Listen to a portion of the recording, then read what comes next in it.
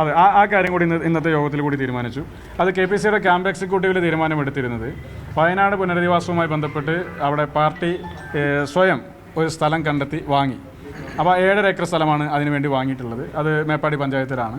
അത് 7.5 ഏക്കർ സ്ഥലം വാങ്ങി അതിൻ്റെ കോണ്ടൂർ സർവേ കഴിഞ്ഞു. അതിൻ്റെ പിന്നെ നിയമപരമായി ചില പ്രശ്നങ്ങളുണ്ടായിരുന്നു, അതെല്ലാം തീർത്തു. അതിനുശേഷം പിന്നെ അവിടെ ഇനി അതിൻ്റെ രജിസ്ട്രേഷൻ പ്രോസസ്സ് മാത്രമാണ് ബാക്കിയുള്ളത്.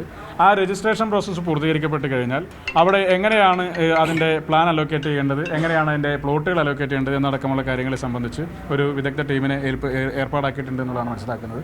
അപ്പോൾ അവരുടെ പ്ലാനും എസ്റ്റിമേറ്റും കാര്യങ്ങളൊക്കെ അനുസരിച്ച് അവിടെ ഭവന നിർമ്മാണം ആരംഭിക്കും. അവിടെ തന്നെയാണ് യൂത്ത് കോൺഗ്രസിൻ്റെ ഭവനവും നിർമ്മിക്കപ്പെടുന്നത്.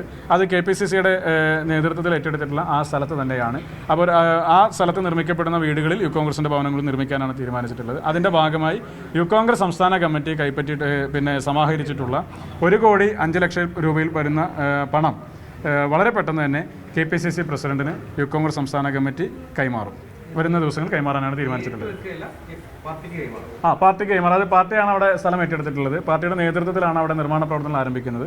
അപ്പോൾ ഒരേ ലക്ഷ്യത്തോടു കൂടി പ്രഖ്യാപിക്കപ്പെട്ട ഒരു ഭവന നിർമ്മാണ പദ്ധതിയാണ്. ആ നാട്ടിലെ ജനങ്ങൾക്കൊരു സഹായകരമാകുന്നതിന് വേണ്ടി തീരുമാനമെടുത്ത ഒരു പദ്ധതിയാണ്.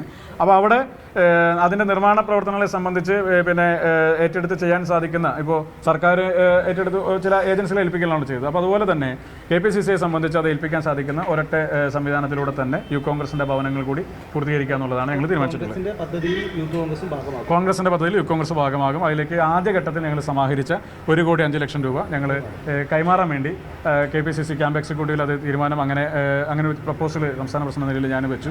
അത് KPCC അംഗീകരിച്ചു. ആ യോഗത്തിൽ തന്നെ ഞാനത് അവതരിപ്പിക്കുകയും ചെയ്തു.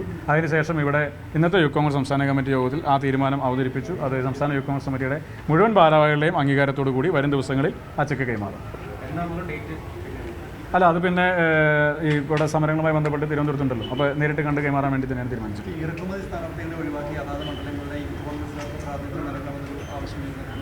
എവിടെ കേട്ടെ? ഞാൻ കേട്ടില്ല. അങ്ങനെ ഇപ്പോൾ ഇതൊരു ദേശീയ പ്രസ്ഥാനമല്ലേ?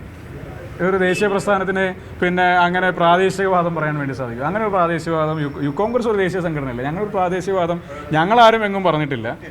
ഞങ്ങൾക്കിനി ഇത് ഞങ്ങൾ പറയാത്ത പലതും പിന്നെ വാർത്തകളായിട്ട് വരുന്നുണ്ട്. അത് തരുന്ന ആളുകളോട് തന്നെ ഒന്ന് വെരിഫൈ ചെയ്യണം. അല്ലെങ്കിൽ ആ തരുന്ന ആളുകൾ ആരാണെന്ന് ഞങ്ങളോട് പറഞ്ഞാൽ ഞങ്ങളിൽപ്പെട്ടവരാണോ എന്ന് ഞങ്ങൾക്കൊന്ന് ഉറപ്പുവരുത്താൻ വേണ്ടി സാധിക്കുമല്ലോ.